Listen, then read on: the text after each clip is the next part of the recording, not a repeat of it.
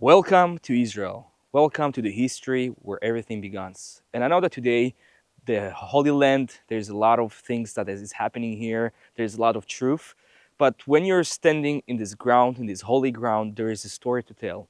And today we are in a special location. We are in Megiddo Valley and as known as Armageddon. Here is a really important location. The Old Testament talks a lot about it. The New Testament talks a lot about it. And there's many prophecies that are talking about it. This valley was the site of numerous battles that happened right here in this location. And according to the book of Revelations, every time when we talk about the end times, this part is always scary for so many people.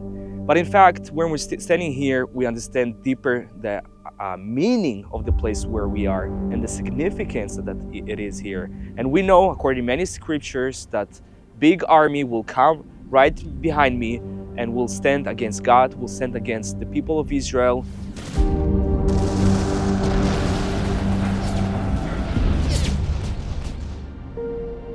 Book of Revelation, it speaks about this valley and what's going to happen here. And it says in Revelation 16:16, then they gathered the kings together to the place that in Hebrew is called Armageddon. And it's right here. So imagine yourself coming here in the end of times and you see this huge amount of armies that come in to fight against the God Almighty and against the people of Israel.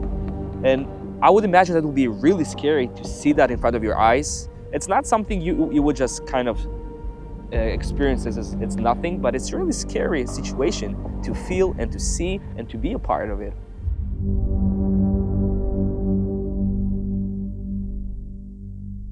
Zechariah 14 verses 2 and 3 speaks about the great battle that's going to happen in the end of times. And once again, it's connecting you to the situation that we are witnessing right now.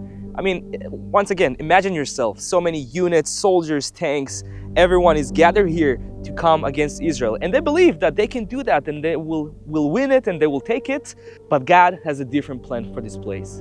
And with all this terrible and scary situation, God is in control, and it's something we must remember.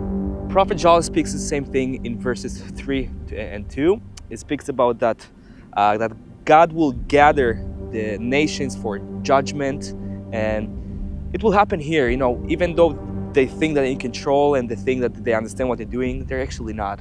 And it's really frightening to think about these prophecies that when you're standing here and you're thinking about it, it really scares you. And I don't think it's something we want to experience, but we need to be aware that this will happen here and that even in the situation that it feels there is no hope, remember that God is in control and God will save us always and will always be with us.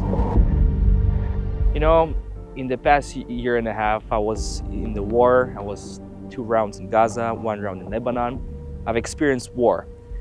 And standing here as a military point of view, with my own experience, I would not want to be here when it happens, when all the armies will gather against Israel. This is frightening, this is scary, and you understand that there is no chances. And I think in this situation you understand when you don't have any chance, when you just don't see any hope, really trusting the Lord. And we as Jewish people, as Israelis, we've been seeing so many miracles all over the history. And when you know the scriptures, when you read the scriptures, and we know that God will judge all these nations that comes against his people, I'm happy that I'm standing in the right side. And when you're here, when you see this valley, it gives you a bigger perspective of the sizes of the army that will come here. Yeah, it's really interesting.